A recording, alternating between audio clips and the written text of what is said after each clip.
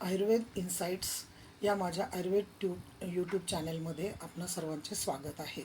Welcome माय friends. आजच्या या भागात आपण प्रथम वर्ष BMS पदार्थ विज्ञान येथील आयुर्वेद दर्शनमधील पहिल्या भागात आपण हा भाग दुसरा आहे. पहिल्या भागात आपण चार्वाक दर्शनाचा अभ्यास केला. या भागात आपण बौद्ध दर्शन आणि जैन दर्शन या अवैदिक दर्शनांविषयी विचार करणार आहोत, अभ्यास करणार आहोत. म्हणजे आपल्या अवैदिक दर्शनातील तीनही दर्शनं या भागात आज पूर्ण होतील. तर ही दोन्ही दर्शनं चार्वाक दर्शनाप्रमाणेच नास्तिक दर्शनं आहेत. नास्तिक दर्शनापैकी पहिले दर्शन जे चार्वाक ते आपण पाहिलेच पहिल्या भागात. हे दुसरे दर्शन आहे बौद्ध दर्शन.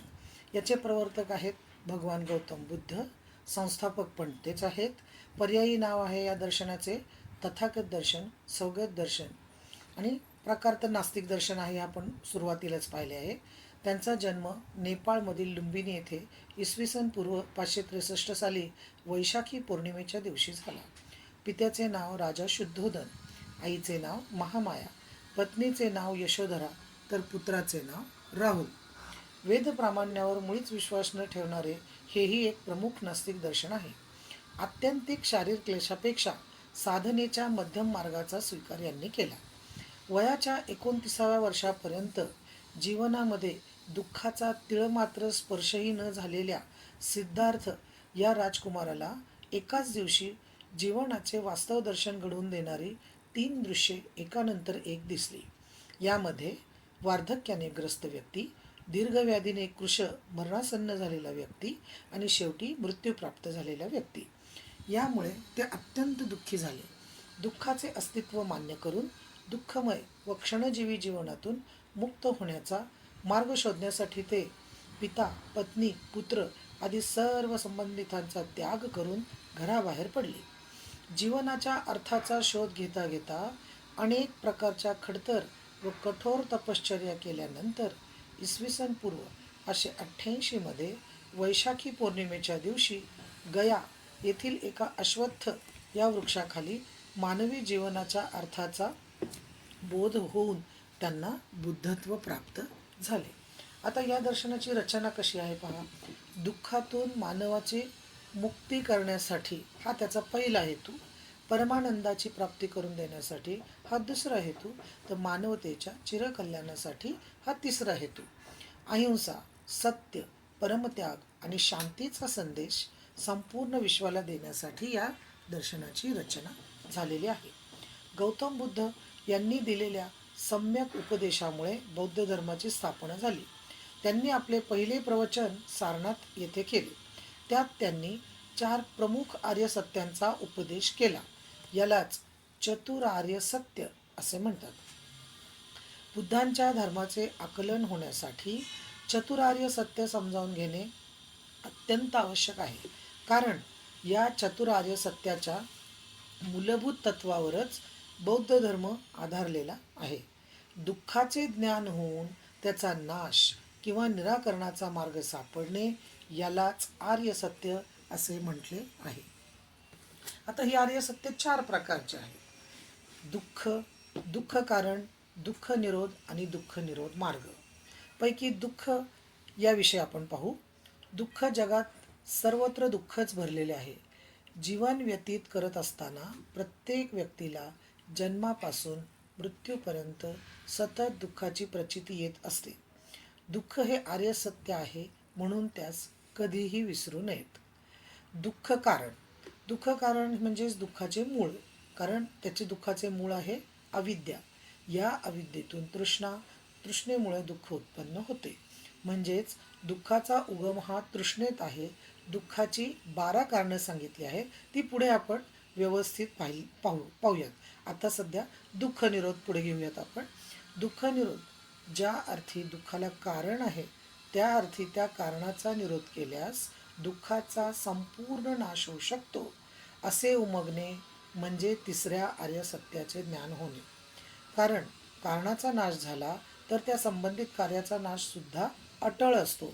दुःखाचा निरोध केल्याने निर्वाण प्राप्त होते. याचाही आपण पुढे सविस्तर अभ्यास करू. दुःख निरोध मार्ग. दुःख निरोध मार्ग म्हणजे भगवान गौतम बुद्धांनी दुःख निरोधनाचे 8 मार्ग सांगितले आहेत. त्यांनाच अष्टांगिक मार्ग असे म्हणतात. अष्टांग मार्गामध्ये, योग मार्गामध्ये खालील 8 अंगांचा समावेश होतो. तेही आपण पुढे सविस्तर पाहूच. आता दुःखाची 12 कारणे जी मगाशी मी तुम्हाला सांगितली ती पुढील प्रमाणे: अविद्या, संस्कार, विज्ञान, नामरूप, पडायतन, स्पर्श, वेदना, तृष्णा, उपादान, भव, जाती आणि जरामरण. ही त्या दुःखाची 12 कारणे आहेत. तर अष्टांगिक मार्ग कोणते?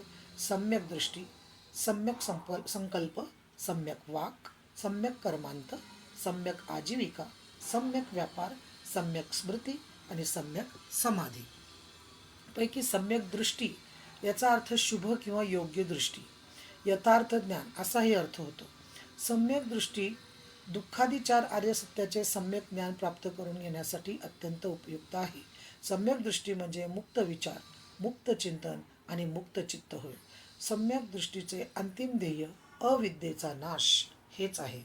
सम्यक संकल्प याचा अर्थ शुभ आकांक्षा किंवा शुभ कामना. आकांक्षा या श्रेष्ठ आणि कल्याणकारीच असाव्यात, त्या अयोग्य आणि अकल्याणकारी असू नयेत. सर्व प्राणीमात्रांविषयी अद्वेष व दुसऱ्यास पीडा न देण्याचा संकल्प म्हणजेच सम्यक संकल्प होय. आता सम्यक वाक म्हणजे काय? सम्यक वाक याचा अर्थ सत्यच कथन करावे, असत्य कथन करू नये, दुसऱ्याची निंदा करू नये, दुसऱ्याप्रती अपशब्द कटू वचन बोलू नये, निरर्थक, व्यर्थ व मूर्खतापूर्ण कथन करू नये, दुसऱ्याप्रती विनम्र राहावे, याचाच अर्थ सम्यक वाक. तर सम्यक कर्म याचा अर्थ योग्य कृत्य करणे.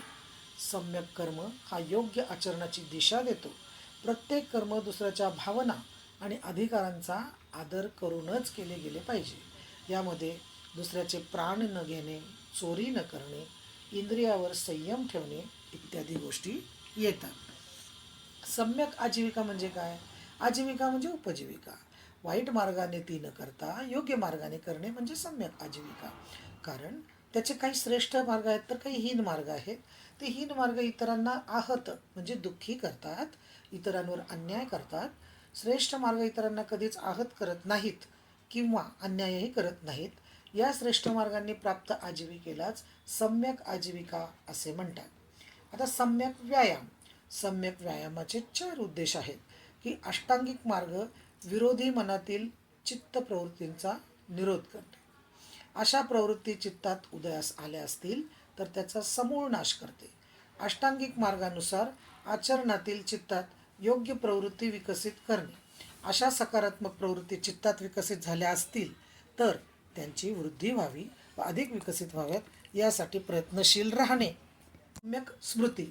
सम्यक स्मृतीचा अर्थ विचार प्रवणता आणि चित्ताची एकाग्रता. याचा अर्थ चित्ताची निरंतर जागृतता. चित्ताने अकुशल वासनांवर निरंतर दृष्टी ठेवणे यालाच सम्यक स्मृती असे म्हटले जाते. यामध्ये तात्विक गोष्टींचे स्मरण करून चित्तास जागृत ठेवले जाते. सम्यक समाधी. सम्यक समाधी ही अष्टांग मार्गाची परिणिती आहे. सम्यक समाधी ही सकारात्मक अवस्था आहे. ही अवस्था कुशल कर्मासाठी आणि कुशल चिंतनासाठी चित्ताची एकाग्रता विकसित करते. सम्यक समाधी चित्ताला कुशल चिंतन आणि कुशल चिंतनाचीच प्रेरणा देते. सम्यक समाधी चित्ताला कुशल कर्माची आवश्यक प्रेरणा आणि शक्ती प्रदान करते. दुःखातून मुक्तता होण्याचा किंवा निर्वाण प्राप्तीचा एकमेव असा सोपा मार्ग म्हणजे अष्टांग मार्गांचा अवलंब होय. आता बौद्ध दर्शन जाणून घेताना, त्याची वैशिष्ट्ये जाणून घेताना की काही विशिष्ट गोष्टी त्याच्या आधी समजून घेणं आवश्यक आहे. त्यापैकी ह्या 3 की पंचशील, 10 अव्याकृते आणि 10 पारमिता हा बौद्ध धर्माचा अभ्यास करताना आधी या 3 गोष्टींना समजून घेणे अतिशय आवश्यक आहे. पैकी आता पंचशील म्हणजे काय की 5 शील. शील म्हणजे चारित्र्य किंवा सदाचार, नैतिक आचरणाचे नियम. बौद्ध भिक्षूंसाठी 10 नियम तर सर्वसामान्य माणसांसाठी 5 नियमांचे पालन करणे आवश्यक मानले जाते. यांनाच पंचशील असे म्हणतात. तर पहिलं काय? पानातिपाता वेरमणी, मी जीवहिंसेपासून अलिप्त राहील. दुसरं अदिन्नदाना वेरमणी, मी चोरी करण्यापासून अलिप्त राहील. कामेसु मिच्छाचारा वेरमणी, मी कामवासनेच्या अनाचारापासून अलिप्त राहीन. मुसावादा वेरमणी, मी खोटे बोलण्यापासून अलिप्त राहील. सुरामेरय मज्ज पमादठाना वेरमणी, मी मद्य तसेच मोहात पाडणाऱ्या इतर सर्व मादक वस्तूंच्या सेवनापासून अलिप्त राहील. आता पंचशिलानंतर येतात अव्याकृते. बौद्ध दर्शनाची मुख्य प्रेरणा ही दुःख निरोध रूपी फळ मिळवण्यासाठीच आहे. निव्वळ तात्विक वादावादी करण्यात बुद्धांना अजिबात रस नव्हता. मृत्यूनंतर तथागताचे काय होते, हा लोक शाश्वत आहे की नाही, अशा प्रकारच्या प्रश्नांची उत्तरे द्यायचे त्यांनी नाकारले. याच प्रश्नांना बौद्ध दर्शनामध्ये अव्याकृते असे म्हणतात. अव्याकृत म्हणजे बुद्धाने ज्याचे व्याख्यान केले नाही ते. तर बघा, ती ओळीने अशी 10 आहे की जग हे शाश्वत आहे, जग हे अशाश्वत आहे, जगाला अंत आहे, जग हे अनंत आहे, जीव आणि शरीर एकच आहेत, जीव आणि शरीर वेगवेगळे आहेत. तथागत मरणानंतर असतो, तथागत मरणानंतर नसतो, तथागत मरणानंतर असतोही किंवा नसतोही, तथागत मरणानंतर असतो असेही नाही किंवा नसतो असेही नाही. हीच ती 10 अव्याकृते होत. आता 10 पारमिता म्हणजे शील मार्ग. शील म्हणजे नीतिमत्ता, वाईट गोष्टी न करण्याकडे असलेला मनाचा कल. तर ती कोणती आहेत 10 पारमिता? एक शील, ते तर आता आपण पाहिलंच. दुसरं दान, स्वार्थाची किंवा परतफेडीची अपेक्षा न करता दुसऱ्याच्या भल्यासाठी स्वतःची मालमत्ता, रक्त व देह अर्पण करणे. हे आपण व्यवहारातही पाहतो की लोक रक्तदान करतात, देहदान करतात, तर त्याला दान म्हणायचं. धनदान तर सगळेच करतात. उपेक्षा, निरपेक्षतेने सतत प्रयत्न करत राहणे. म्हणजे एखादं काम करताना कुठलीही अपेक्षा न करता ते काम करणं म्हणजे उपेक्षा. की बाबा मी आता या व्यक्तीची मदत करतो म्हणजे तो मला नंतर मदत करेल, याला उपेक्षा नाही म्हणत, ती अपेक्षा झाली. नैष्क्रिम्य, ऐहिक सुखांचा त्याग करणं, साधं जीवन जगणं. वीर्य, हाती घेतलेलं काम यत्किंचितही माघार न घेता अंगी असलेल्या सर्व सामर्थ्यानिशी पूर्ण करणे. म्हणजे काय की एकदा हाती घेतलं ते तडीस नेणं, याला म्हणायचं वीर्य, किती अडचणी आल्या तरी. शांती म्हणजे क्षमाशीलता, द्वेषाने द्वेषाला उत्तर न देणे, माफ करणे, याला शांती असे म्हणतात. सत्य म्हणजे खरे, मनुष्याने कधीही खोटे बोलू नये. अधिष्ठान, ध्येय गाठण्याचा दृढ निश्चय म्हणजे अधिष्ठान. करुणा, सर्व मानवाविषयी प्रेमपूर्ण दयाशीलता. मैत्री, मैत्री म्हणजे सर्व प्राणी, मित्र, शत्रू यांच्यासाठी तर सर्व जीवनमात्रांविषयी बंधुभाव बाळगणे, याला मैत्री म्हणायचं. आता बौद्ध धर्माच्या मूळ वाङ्मयामध्ये 3 ग्रंथ येतात. एक सुत्त पिटक, विनय पिटक आणि अधिधम्म पिटक किंवा अभिधम्म पिटक. आता मूळ वाङ्मयामध्ये जे ह्या 3 ग्रंथांना त्रिपिटक असे म्हणतात. त्रिपिटक म्हणजे त्रि अधिक पिटक म्हणजे 3 पिटक. पिटक म्हणजे 3, त्रि म्हणजे 3 आणि पिटक म्हणजे काय, पेटी, पेटारा किंवा टोपली. 3 पेटीमध्ये बंदिस्त केलेले ज्ञान म्हणजेच त्रिपिटक होय. भगवान बुद्धांनी केलेला उपदेश आणि त्यांच्या प्रमुख अनुयायांनी व्यक्त केलेली वचने किंवा मते ही त्यांच्या शिष्यांनी या ग्रंथात एकत्र केलेली आहेत. तर या त्रिपिटकात एकूण 3 ग्रंथांचा समावेश होतो. की सुत्त पिटक या ग्रंथात 5 महत्त्वपूर्ण भाग आहेत. निकाय, दीर्घ निकाय, अंगुत्तर निकाय, संयुक्त निकाय, खुद्दकी निकाय आणि दुसरं म्हणजे मज्जिम. तर विनय पिटकामध्ये काय, विनय म्हणजे अनुशासन किंवा नियम. यामध्ये बौद्ध भिक्खूंचे आचरण, त्यांची दिनचर्या, भिक्षू संघाविषयक नियम व भिक्षू संघाचा इतिहास हा सविस्तर वर्णन केला आहे. विनय पिटक याचे चुल्लवग्ग आणि महावग्ग असे 2 भाग पडतात. त्यांनाच क्षुद्रवस्तू आणि महावस्तू असेही म्हणतात. आता चुल्लवग्ग भागात आयुर्वेदातील काही भाग आलेला आहे, तो पहा. या भागात जेंताक्स्वेदाचे वर्णन आहे, व्रणशोधक आणि व्रणरोपक द्रव्यांचा उल्लेख आहे, सर्पदंश चिकित्सेसाठी अनेक विषनाशक योगांचे वर्णन आहे, घृत, तैल, क्षौद्र आणि नवनीत खडीसाखर यांचेही औषधी योगांचे वर्णन आहे. अनेक यंत्र, शस्त्रे आणि उपशस्त्रे यांचे वर्णन आहे. मस्तिष्क आणि उदरावरील अनेक शस्त्रकर्मांचेही वर्णन आहे. आता महावग्ग भागात आयुर्वेदातील काय भाग येतो पहा. याच्यात त्रिदोष कल्पना स्पष्टपणे वर्णन केली आहे. पंचकर्मातील स्नेहन, स्वेदन या पूर्वकर्माविषयी माहिती आहे. स्वेदाचे 4 प्रकार सांगितले आहेत. महास्वेद, संभार स्वेद, कुंभस्वेद आणि जेंताक स्वेद. वनस्पतींपासून औषधी कल्पनिर्माण विधी निर्माण केलेली आहे. रक्तमोक्षणाचे वर्णन असून त्यासाठी शृंगाचा उपयोग करावा असेही सांगितले आहे. काही औषधी वनस्पतींचे उपयोग आहेत. औषधी संग्रह, संरक्षण विधी याचे सविस्तर वर्णन आहे. आंत्रगत व शिरोगत शल्यकर्माचे वर्णन आहे. पांडू या व्याधीमध्ये गोमूत्र हरितकी या योगाचे वर्णन केले आहे. मांसवृद्धीवर लवण प्रयोग वर्णन केला आहे. आता आदिधम्म पिटक या ग्रंथात 7 प्रकरणं असून त्यामध्ये मुख्यतः तात्विक चर्चा आहे आणि क्षणभंगवाद किंवा क्षणभंगुरवाद याचे वर्णन आहे. तर बौद्ध दर्शनाचे आयुर्वेदशास्त्रात काय महत्त्व आहे पहा. बौद्ध दर्शनानुसार बौद्ध दर्शनाने प्रत्यक्ष व अनुमान अशी 2च प्रमाणे मांडली. ती आयुर्वेदाने स्वीकारली आहेत. आयुर्वेद शास्त्राने बौद्ध दर्शनाचा स्वशास्त्र मर्यादेत विचार केला आहे. स्वीकार केला आहे. आयुर्वेद शास्त्राने बौद्धाच्या क्षणभंगुरवादाचा स्वीकार हा स्वभावपरमवादात केला आहे की जायन्ते हेतु वैषम्यात विषमा देह धातवा हेतु साम्यात समास्तेषां स्वभाव परमं सदा. चरक सूत्रस्थान 16वा अध्याय 27वा श्लोक. अर्थात उत्पादक कारणांच्या विषमतेमुळे देहधातू विषम होतात. जर उत्पादक कारणे सम असतील तर देहधातू सम राहतात. या धातूंचा स्वभावतः म्हणजेच आपोआप प्रत्येक क्षणाला नाश होत असतो आणि वस्तूच्या उत्पत्तीस कारण असते, मात्र त्याच्या विनाशाला कोणतेही कारण नसते. त्याचा नाश हा स्वाभाविकरित्याच होत असतो. शिर्यते तत्शरीरम या प्रकारची व्याख्या करत आयुर्वेद शास्त्राने बुद्धांच्या क्षणभंगुरवादाचा स्वीकार केला आहे. बौद्ध दर्शनाप्रमाणेच आयुर्वेद शास्त्राने सुद्धा तृष्णा हेच दुःखाचे मुख्य कारण सांगितले आहे.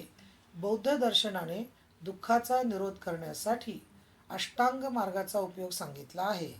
याच मार्गाचा उपयोग आयुर्वेद शास्त्राने संवृत्त म्हणजे राईट कंडक्ट्स व आचार रसायन याचे वर्णन करताना केलेलं आहे. आता तिसरे दर्शन आहे जैन दर्शन किंवा अर्हत दर्शन. त्याचे दर्शनकार भगवान महावीर. त्यांचा जन्म उत्तर बिहारमधील कुंडपूरमध्ये ख्रिस्तपूर्व 599 झाला. वडिलांचे नाव सिद्धार्थ, आईचे नाव त्रिशला, मूळ नाव वर्धमान, पर्यायी नावे वीर, सन्मती आणि महावीर. पत्नीचे नाव यशोदा, कन्येचे नाव प्रियदर्शना. वर्धमान महावीर हे जैन पंथाचे 24वे आणि शेवटचे तीर्थंकर आहेत. तीर्थंकर याचा अर्थ मार्ग दाखवणारा असा होतो. 30व्या वर्षी संसाराचा त्याग करून त्यांनी संन्यास दीक्षा घेतली व धर्माचा प्रसार केला. आता जैन दर्शनाची 7 तत्वे आहेत. आखव, बंध, संवर, निर्जरा, मोक्ष, जीव आणि अजीव. यातच 2 पाप पुण्य मिसळले की जैन दर्शनाचे 9 पदार्थ होतात की आखव, बंध, संवर, निर्जरा, मोक्ष, जीव, अजीव, पाप आणि पुण्य. तर जैन दर्शनाने 6 द्रव्य मानले आहेत. धर्म, अधर्म, आकाश, काल, पुद्गल आणि जीव ही ती 6 द्रव्ये होत. जैन दर्शनानुसार 2च प्रमाण आहेत. एक प्रत्यक्ष, दुसरं अनुमान. जैन दर्शनाचा मूळ हेतू हा बंधनातून सुटून मोक्षाची प्राप्ती करून घेणे आणि त्या प्राप्तीसाठी त्यांनी 3 उपाय सांगितले आहेत. सम्यक दर्शन, सम्यक ज्ञान आणि सम्यक चरित्र. पैकी सम्यक ज्ञानाचे पुन्हा 5 भाग पडतात.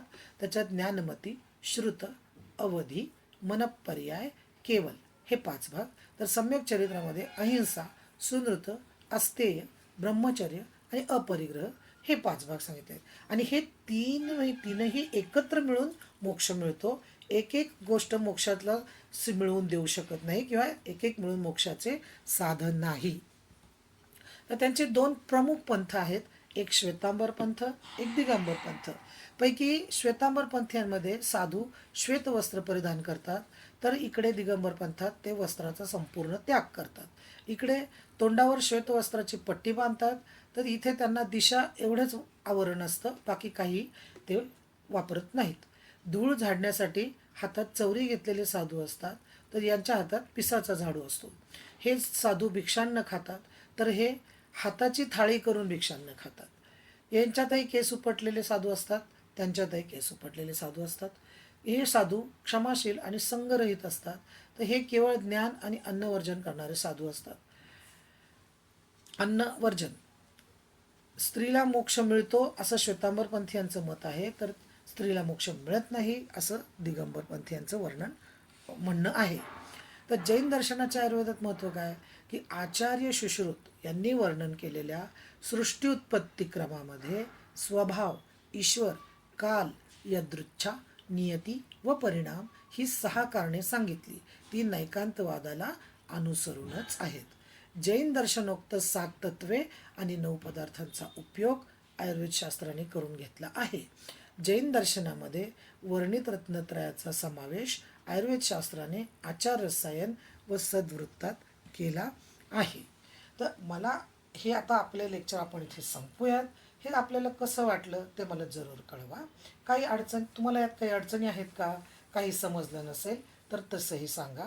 आणि हे लेक्चर पाहिल्यानंतर ते तुम्हाला उपयुक्त वाटले का तेही कळवा.